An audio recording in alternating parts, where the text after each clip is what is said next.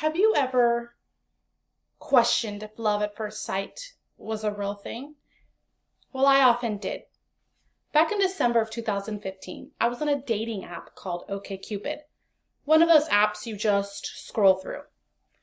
This was my way of taking chances at the love at first sight thing. I wasn't the type of girl who would go to the bar, go to the club to meet people. My safest move was to swipe right on the screen, confirming my interest, or swipe left, confirming I was not. It turned out, though, that over 100 plus swipes were going wrong.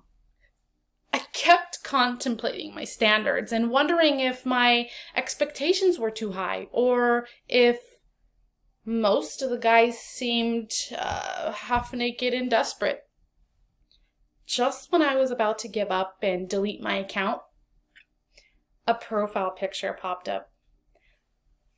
One that had me drooling. I thought to myself, I want to take that for a ride. Okay. I know what you're thinking. This girl must be crazy, right? Trust me, if you would have seen the picture, you would have wanted to take that for a spin yourself. It was a 94 light blue Acura Integra with shiny red rims and a clean opalescent paint job. I was so captivated by this picture that the hair on my arm stood up.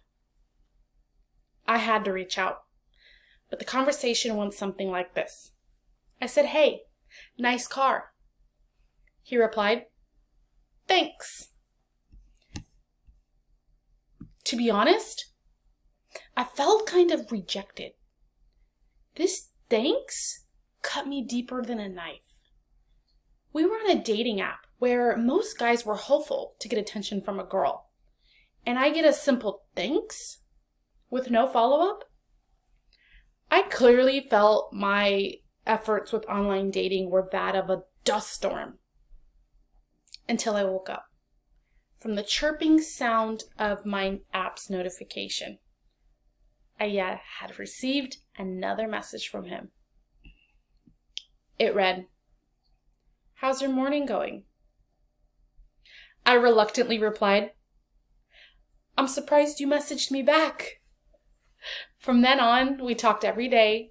Turns out, his heart was made of gold, and we had a lot in common.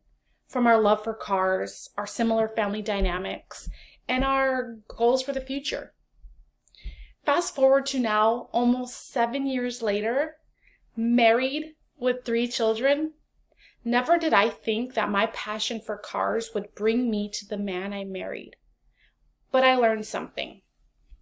During those hard times of online dating, I learned never give up on my desire for better.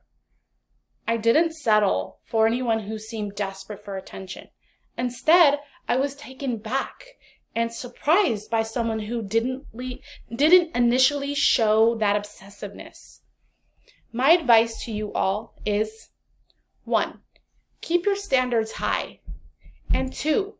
Be open to changing the stigma of the man always pursuing the woman. Thanks for listening.